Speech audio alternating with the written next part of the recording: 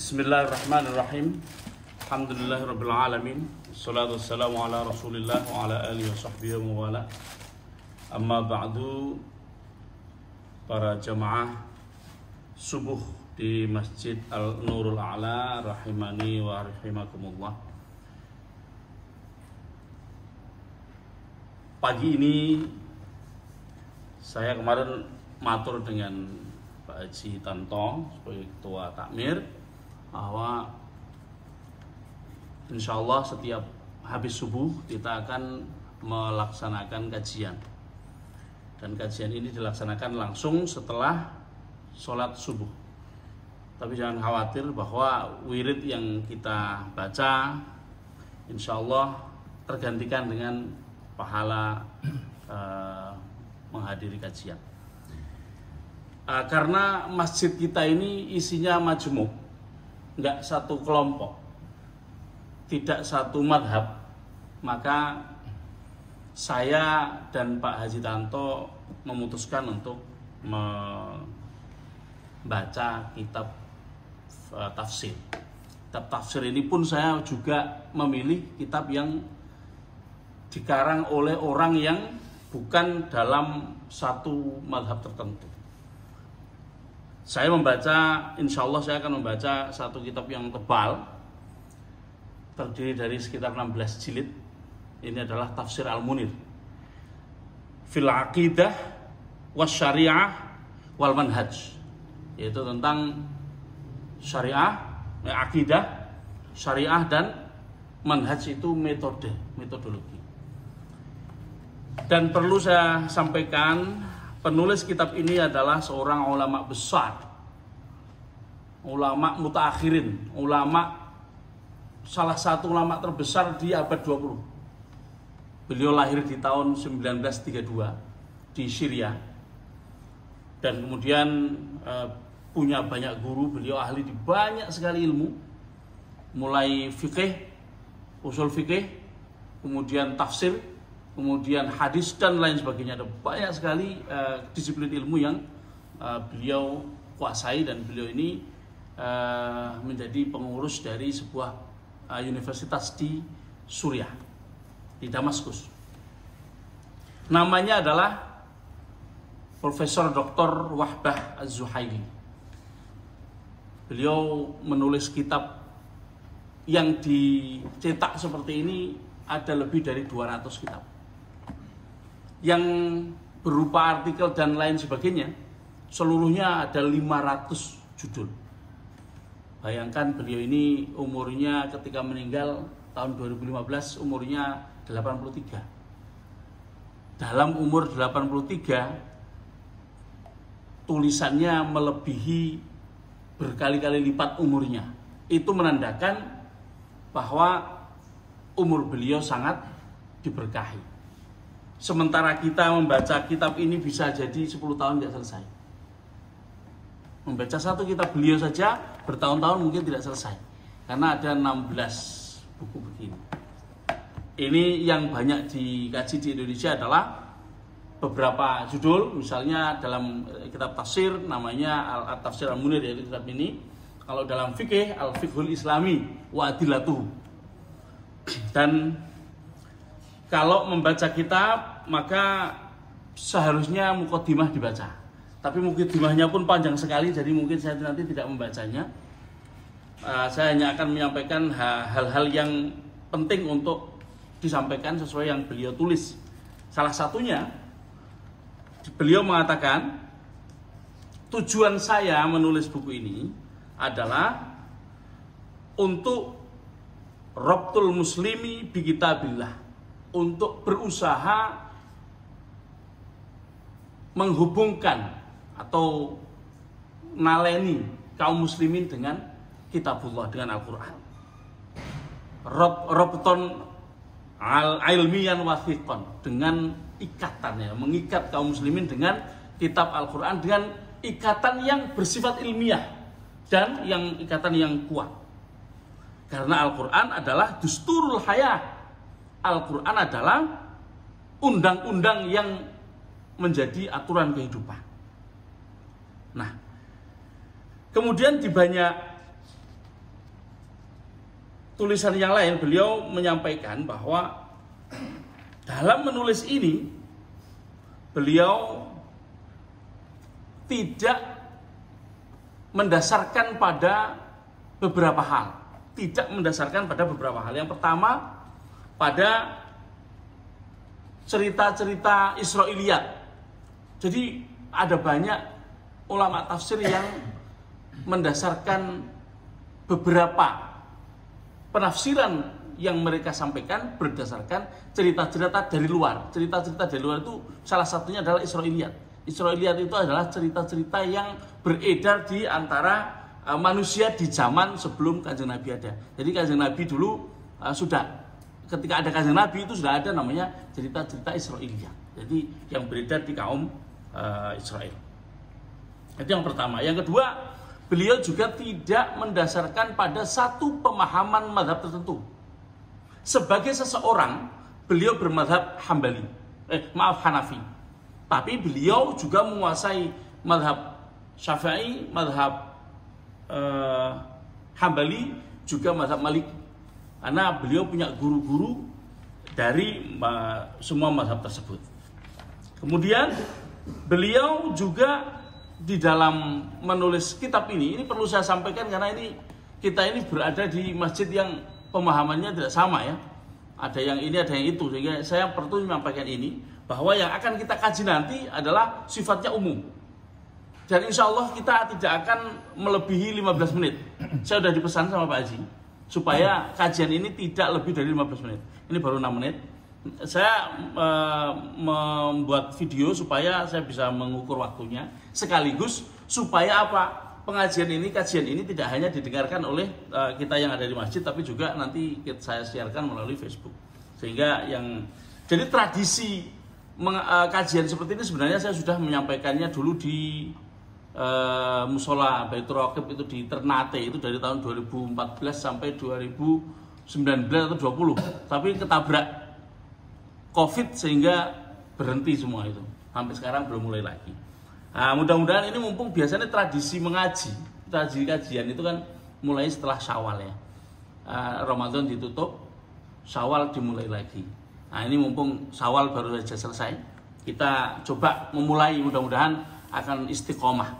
Dan paling tidak ini nun sewu, saya bukan mengajari, tapi ini kita sama-sama mengkaji, sama-sama berdasarkan kitab yang kita baca, nanti kita kaji. Kalau ada pertanyaan, kita akan nanti upayakan untuk menjawabnya apabila saya memang sudah mengetahuinya. Tapi apabila pertanyaan itu kemudian kebetulan saya belum tahu, saya akan mencarikan jawabannya di mungkin kitab ini atau kitab yang lain dan akan disampaikan di kesempatan yang berikutnya. Kaum muslimin yang dirahmati Allah, saya akan langsung masuk kepada tadi pendahuluannya adalah metode yang disampaikan yang dilakukan oleh Syekh Wahbah Zuhaili dalam kitab ini. Itu beliau tidak jadi membaca Al-Quran lalu membaca ayat lalu kemudian diterjemahkan lalu selesai, bukan. Tidak seperti itu. Rata-rata tafsir seperti itu, tapi beliau membuat satu metode yang sedikit rumit, agak panjang, yaitu terdiri dari 7 tahap di dalam penafsiran.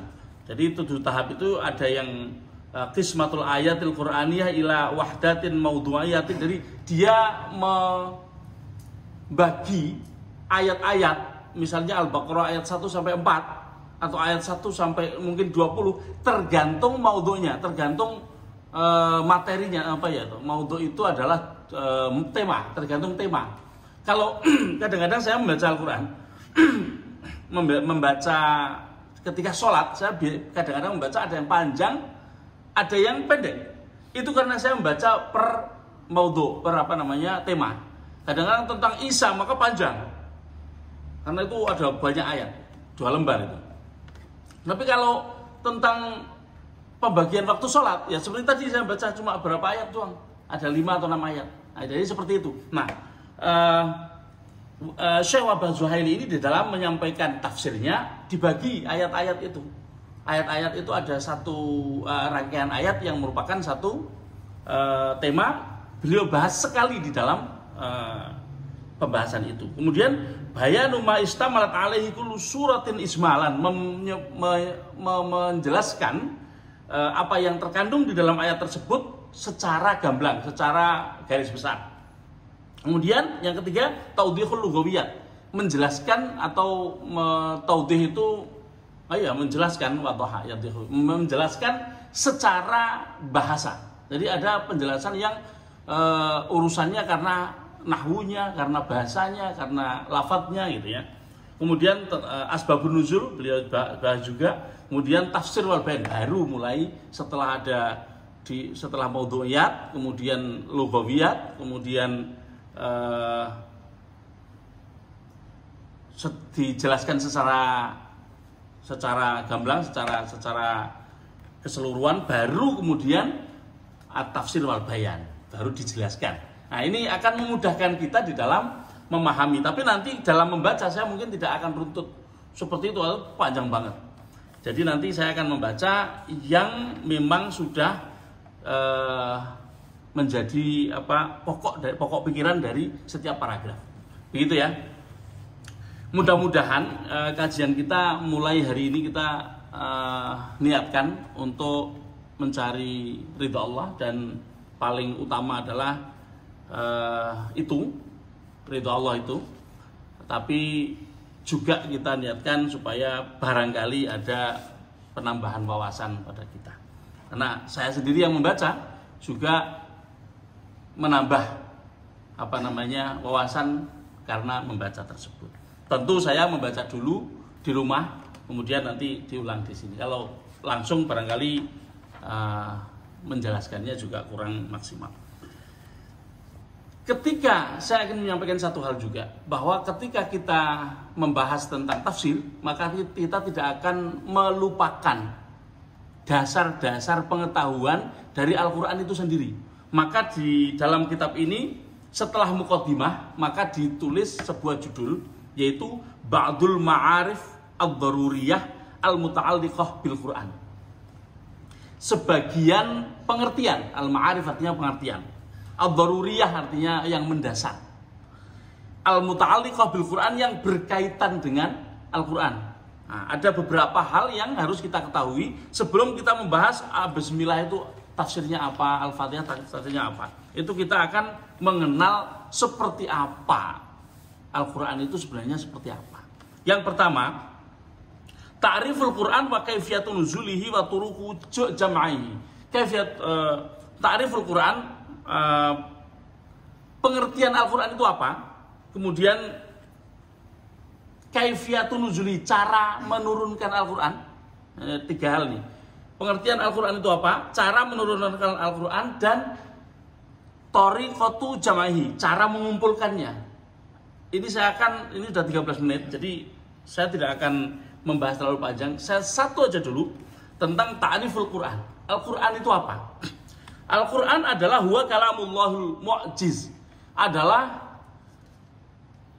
firman Allah atau kalamullah atau perkataan Allah. Al-mu'jiz, yang melemahkan. Maksudnya apa melemahkan? Di sini ditulis yakni alladzi ajazatil insu wal jinnu alal ityani bimithli aqsari suratin min suratin.